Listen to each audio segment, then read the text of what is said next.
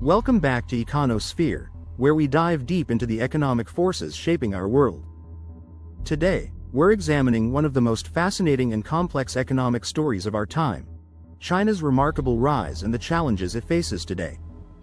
For decades, economists and policymakers have debated whether China would inevitably become the world's dominant economic superpower.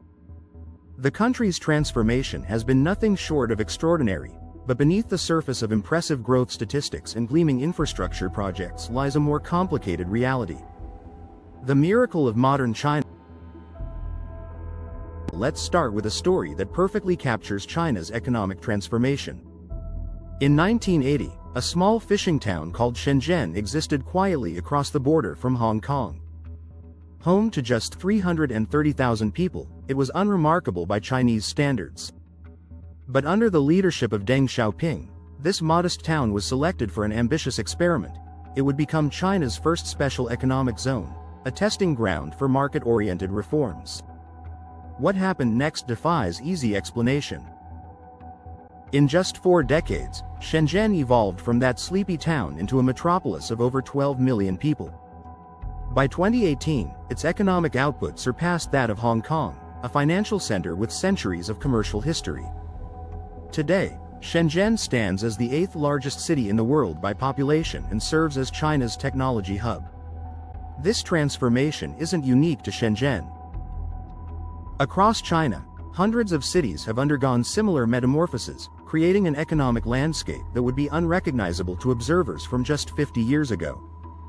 The reforms that began in those select regions spread nationwide, fundamentally reshaping not just China, but the entire global economy. The human impact of this change cannot be overstated. China's economic reforms lifted hundreds of millions of people out of poverty, arguably the greatest reduction in human suffering in recorded history. Simultaneously, Chinese manufacturing made countless consumer goods affordable for families worldwide, from smartphones to clothing to household appliances. The foundation of China's growth model. To understand China's current challenges, we need to examine the pillars upon which its economic miracle was built. Think of China's growth strategy as a 3-legged stool, with each leg representing a crucial component of its development model.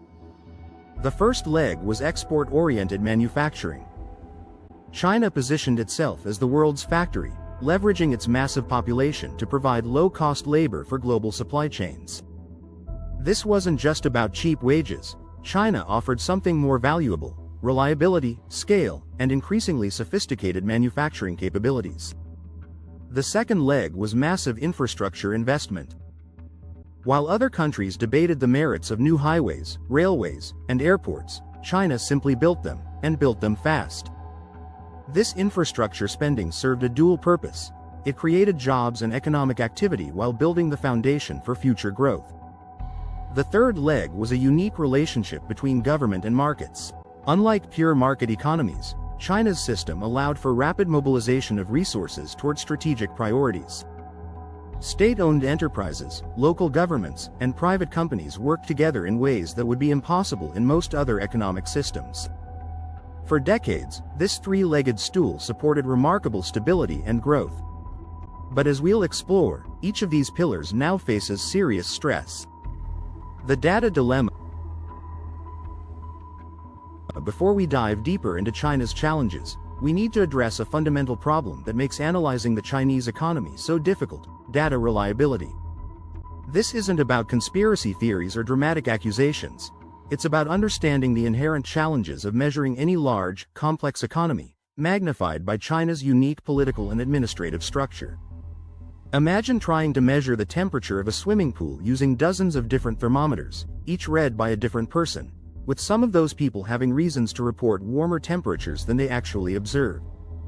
That's essentially the challenge facing anyone trying to understand China's true economic performance. Let's look at a concrete example.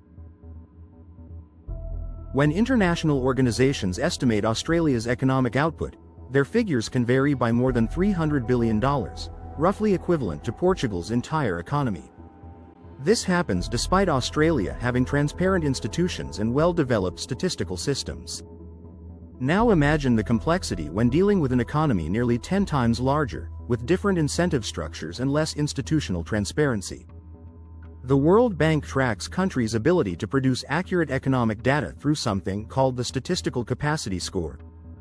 China's performance on this measure has improved significantly over time, rising from the 38th percentile among developing countries in 2004 to the 83rd percentile by 2016. However, this still places it below the standards we'd expect from the world's second-largest economy. Why does this matter? Because when local officials have incentives to report positive news, and when those reports get aggregated up through multiple levels of government, small biases can compound into significant distortions. It's not necessarily intentional deception, it's a natural result of how incentives work within any large organization. This creates what economists call the precision versus accuracy problem. Chinese economic data is often presented with impressive precision, growth rates calculated to decimal places, for instance. But the underlying accuracy may be much lower than that precision suggests. Measuring what matters. So if official statistics might be unreliable, how can we gauge China's true economic health? Economists have developed several alternative approaches, and the picture they paint is more nuanced than headline GDP figures suggest. One approach is to look at physical indicators that are harder to manipulate. Electricity consumption, for instance, closely tracks economic activity in industrial economies. Satellite imagery can reveal the real extent of construction activity and urban development. Freight volumes and port activity provide insights into trade flows that complement official export data. Another method involves examining financial flows and company performance. While aggregate statistics might be smoothed or adjusted, individual companies still need to report authentic figures to investors and creditors. By analyzing thousands of corporate reports, economists can build a bottom-up picture of economic performance. Perhaps most tellingly, we can observe how Chinese citizens and businesses behave. Are they investing in their own economy or sending money abroad? Are they optimistic about future prospects or preparing for difficult times? These behavioral indicators often provide more insight than any official statistic. When we apply these alternative measures, a consistent pattern emerges. China's economy is indeed slowing, but not collapsing. Growth rates that seemed impossible to sustain forever are gradually moderating to more normal levels. This transition, while challenging, is neither unprecedented nor necessarily catastrophic. The infrastructure paradox.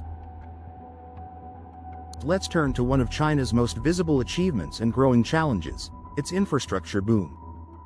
Driving through any major Chinese city today, you're struck by the scale and modernity of the built environment. High-speed railways connect distant cities, modern airports rival the world's best, and urban skylines showcase architectural ambition on an unprecedented scale. This infrastructure push wasn't accidental, it was a deliberate economic strategy. When global demand slowed after the 2008 financial crisis, China doubled down on infrastructure spending to maintain growth momentum. The logic was sound. Infrastructure projects create immediate jobs and economic activity while building the foundation for future productivity gains. But here's where the strategy becomes problematic. Think of infrastructure spending like caffeine for an economy. A small dose at the right time can boost performance, but too much for too long creates dependency and diminishing returns. China has been drinking economic espresso for over 2 decades straight. The results are visible across the country in what have become known as ghost cities, entire urban developments with shopping centers, apartment buildings, and road networks, but few actual residents. These aren't necessarily signs of failure. Some ghost cities have gradually filled up as China's urbanization continued. But many represent resources diverted from more productive uses. More concerning is the financial legacy of this infrastructure boom. Much of the construction was financed through borrowing by local government entities, creating debt obligations that must be serviced for decades to come. When you build a bridge to nowhere, you still have to maintain that bridge forever. The Belt and Road Initiative represented an attempt to extend this infrastructure-driven growth model beyond China's borders. By financing ports, railways, and other projects across Asia and Africa, China could continue employing its massive construction industry while building influence abroad. However, this strategy exported many of the same challenges that were emerging domestically. The housing market time bomb. If infrastructure represents one pillar of China's growth model under stress, real estate represents another, and potentially more dangerous, source of instability.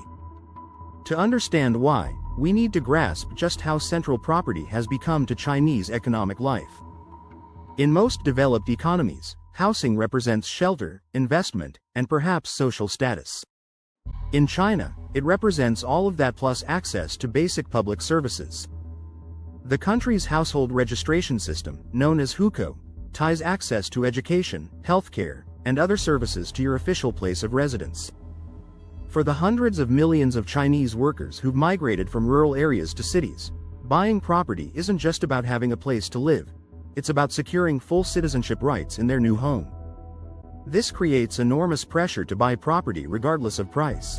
Imagine if you couldn't enroll your children in public school in San Francisco unless you owned property there, even if you'd lived and worked in the city for years. That's essentially the situation facing China's internal migrants. The result is a property market where prices often seem disconnected from economic fundamentals. Young professionals share cramped apartments for years while saving for down payments. Families stretch their finances to the breaking point to secure property ownership. Multi-generational households pool resources to buy homes that previous generations could never have imagined affording. This dynamic has created what economists recognize as classic bubble conditions.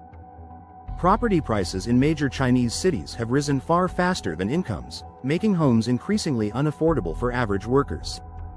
Yet people continue buying because the alternative, remaining locked out of key public services, is even less acceptable. The government has implemented various cooling measures, higher down payment requirements, ownership limits, and proposed property taxes. However, these policies face a fundamental contradiction. Any measure effective enough to significantly reduce property prices would cause massive financial losses for the millions of families who've invested their life savings in real estate. The debt dimension. This brings us to perhaps the most serious challenge facing China's economy: debt. When most people think about national debt, they imagine government borrowing like the kind that makes headlines in Europe or America. But China's debt story is more complex and potentially more dangerous.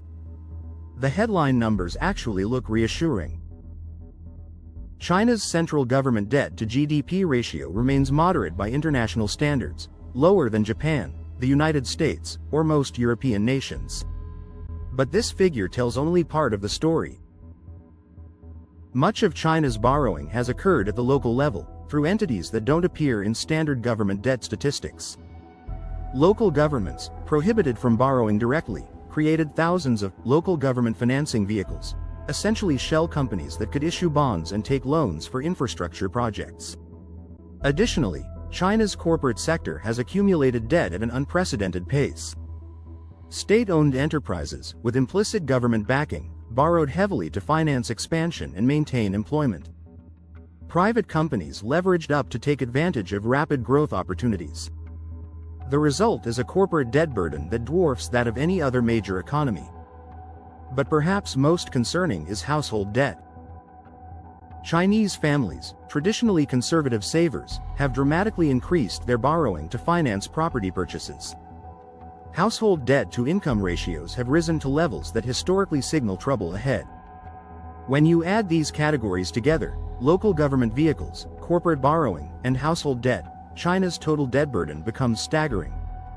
Various estimates put it at anywhere from 250 to 300% of GDP, levels associated with serious financial instability in other countries. The comparison to Japan's experience in the 1990s is instructive. Japan also experienced rapid growth fueled by infrastructure spending and property speculation, financed by extensive borrowing. When that bubble burst, Japan entered decades of economic stagnation despite maintaining political stability and social cohesion. The export engine under pressure. Meanwhile, the third pillar of China's growth model, export manufacturing, faces its own set of challenges. For decades, China's comparative advantage seemed unshakable. A massive workforce willing to work for wages far below those in developed countries, combined with increasingly sophisticated manufacturing capabilities. But success has undermined this advantage. As Chinese workers became more prosperous, labor costs rose. What economists call the middle income trap began to appear. China was becoming too expensive to compete with countries like Vietnam, Indonesia, and Bangladesh in low-value manufacturing, but hadn't yet developed the technological capabilities to compete with Germany, Japan, and South Korea in high-value industries. Recent global developments have accelerated this transition. Trade tensions with the United States led to tariffs that reduced China's cost advantages. The pandemic disrupted supply chains and made companies reconsider their dependence on any single country for critical components. Rising shipping costs made local production more attractive in many cases. Perhaps most significantly, geopolitical concerns have prompted many companies to diversify their supply chains away from China, regardless of costs. When shipping a container from Shanghai to Los Angeles costs $20,000 instead of the traditional $2,500, suddenly paying higher wages in Mexico or Vietnam becomes economical. This doesn't mean Chinese manufacturing will disappear. The country's scale and capabilities remain formidable. But it does mean that the easy growth from being the world's low-cost producer is ending. China must now compete on productivity, innovation, and value-added services rather than simply low wages. The innovation imperative. This transition places enormous pressure on China to move up the technological value chain, what economists call moving from made in China to created in China. The government has launched ambitious initiatives like Made in China 2025 to promote high-tech industries and reduce dependence on foreign technology. Some progress is evident. Chinese companies now lead in areas like mobile payments, e-commerce platforms, and certain aspects of artificial intelligence. The country's electric vehicle industry has developed impressive capabilities, and Chinese solar panel manufacturers dominate global markets. However, this technological advancement faces significant obstacles.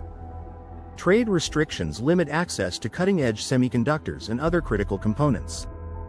Brain drain sees many of China's brightest students and researchers choosing to remain abroad after studying in the United States or Europe. Intellectual property concerns discourage technology transfer from foreign companies. Most fundamentally, innovation often requires the kind of creative thinking and risk-taking that can be difficult to foster in highly controlled environments. While China has produced remarkable entrepreneurs and innovators, sustaining this innovation at scale requires institutional conditions that may conflict with other political priorities. Demographic destiny. Underlying all these economic challenges is a demographic reality that will reshape China over the coming decades. The one-child policy, in effect from 1979 to 2015, successfully slowed population growth but created an aging society with fewer workers supporting each retiree. China's working-age population peaked around 2010 and has been declining since. By 2050, the country will have more than 400 million people over 65 years old, more than the entire current population of the United States. This demographic shift will strain public finances, reduce economic dynamism, and create social pressures unlike anything China has experienced in its modern history. The comparison to Japan is again relevant, but China faces this demographic transition at a much lower income level. Japan became rich before it became old. China risks becoming old before it becomes truly prosperous. This, getting old before getting rich, problem severely constrains policy options and makes many of China's other challenges more difficult to address. Policy responses and their limits.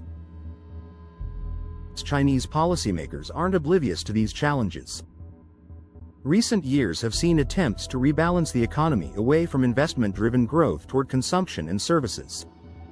The government has promoted urbanization to increase domestic demand, encouraged technological innovation to move up the value chain, and implemented environmental regulations to address pollution concerns. However, these policy responses face significant political and economic constraints. Slowing infrastructure investment too quickly could trigger unemployment and social unrest. Allowing property prices to fall dramatically would devastate household wealth and potentially trigger banking crises. Reducing support for state-owned enterprises could eliminate millions of jobs. This creates what economists call a policy trilemma. Policymakers can simultaneously maintain rapid growth, control debt accumulation, and avoid painful structural adjustments. Something has to give, and the choices aren't pleasant. Recent policy directions suggest Chinese leaders have chosen slower growth over financial instability. The Common Prosperity campaign aims to reduce inequality, even if it means constraining some of the most dynamic sectors of the economy.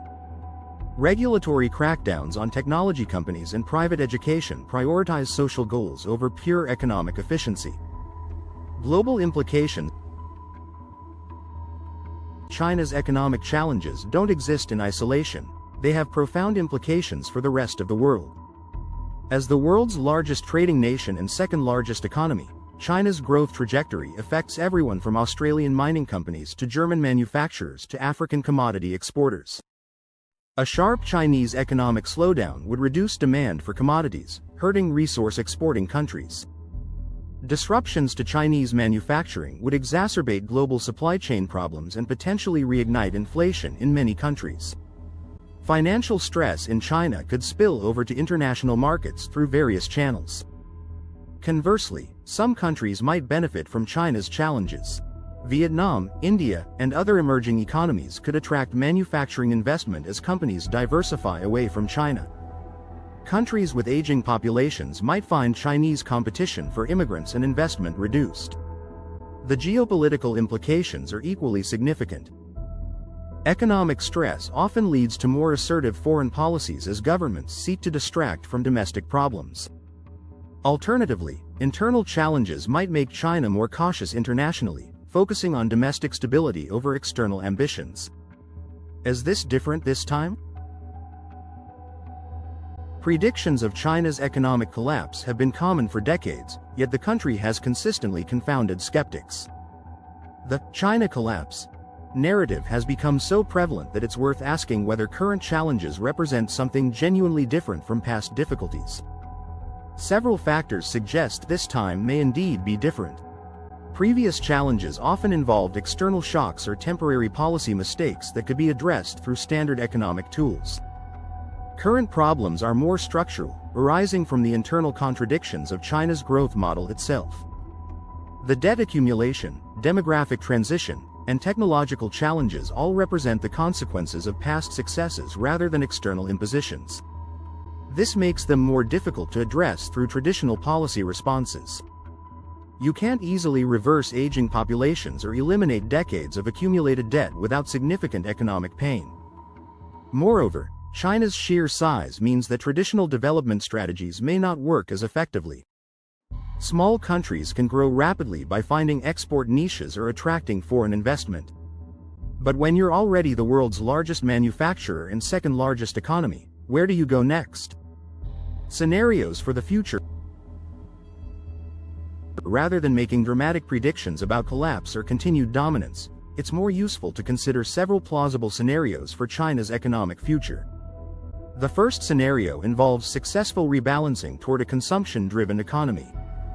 In this optimistic case, China manages its debt problems through gradual deleveraging, develops genuine technological capabilities, and creates the institutional conditions for sustainable growth. This would likely mean slower but more stable growth, similar to other upper-middle-income countries.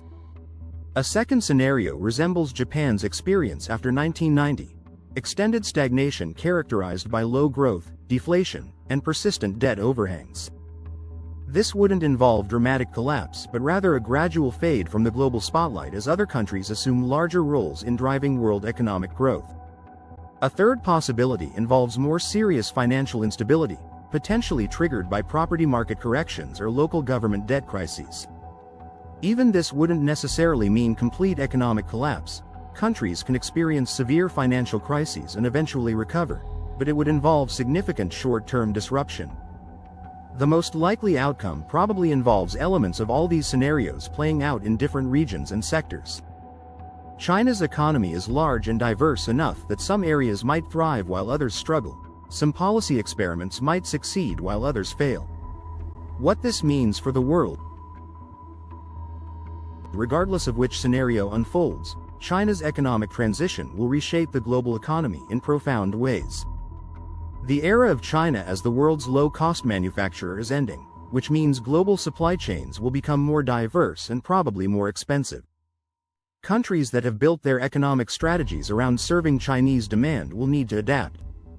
This includes not just obvious cases like Australia's iron ore exports, but also less visible dependencies like luxury goods manufacturers that have come to rely on Chinese consumers. For workers in developed countries, China's transition creates both opportunities and challenges. Some manufacturing jobs might return as Chinese labor costs rise and shipping becomes more expensive. However, Chinese competition in higher value industries will intensify as the country moves up the technological ladder. The environmental implications are also significant. China's rapid industrialization contributed massively to global greenhouse gas emissions, but the country has also become a leader in renewable energy technology. How China's economic transition affects global climate efforts will influence everyone's future. Investment and business implications. For businesses and investors, understanding China's economic reality becomes increasingly important as simple growth assumptions prove inadequate. Companies that succeeded by riding the wave of Chinese expansion may need fundamentally different strategies for the next phase. Foreign businesses operating in China face a more complex environment where geopolitical considerations influence economic decisions. The days when companies could simply focus on market opportunities while ignoring political risks are ending. At the same time, writing off China entirely would be premature. A country with 1,400 million people, extensive infrastructure, and increasingly sophisticated capabilities will remain economically important regardless of growth rate fluctuations. The key is developing more nuanced strategies that account for both opportunities and risks. The human element. Throughout this economic analysis, it's crucial to remember that we're ultimately talking about the lives and aspirations of more than 1 billion people. Chinese families who invested their savings in property, workers whose jobs depend on export industries, and young people planning their careers all face uncertainty as their country's economic model evolves. These human considerations should temper any satisfaction that observers in other countries might feel about China's challenges. Economic disruption creates real hardship for individuals who had nothing to do with policy decisions but must live with their consequences. Moreover, history suggests that economically stressed societies can become politically unstable in ways that affect everyone. Looking ahead, as we conclude this deep dive into China's economic reality, several key points emerge. First, China's remarkable growth story was never going to continue forever. No economy can maintain double-digit growth rates indefinitely. The current slowdown represents a natural maturation process, even if it creates significant political and social challenges. Second, China's problems are real and serious, but they're not necessarily fatal. Many countries have navigated similar transitions from rapid growth to more mature development patterns. The process is rarely smooth, but it's not impossible. Third, the global implications of China's economic transition are profound enough that everyone has an interest in hoping for successful adaptation rather than catastrophic failure. A chaotic Chinese collapse would create worldwide economic disruption and potentially dangerous political instability. Finally, predicting exactly how this transition will unfold is impossible. Too many variables, from technological developments to political decisions to external shocks, could alter the trajectory in unforeseen ways. What we can say with confidence is that the world's second-largest economy is entering a new phase of development. The easy growth from cheap labor and massive infrastructure investment is ending. What comes next will depend on China's ability to adapt its institutions, reform its economic model, and manage the social tensions that inevitably accompany such transitions. For the rest of the world, this means preparing for a global economy where China remains important but plays a different role than it has over the past few decades. Understanding these changes, rather than simply hoping for the best or fearing the worst, is essential for navigating the economic realities ahead. That's our analysis of China's economic situation here at Econosphere. What aspects of China's economic transition are you most concerned about? How do you think these changes will affect your country or industry? Let us know in the comments below, and don't forget to subscribe for more deep dives into the economic forces shaping our world. Until next time, keep exploring the economic forces that shape our world.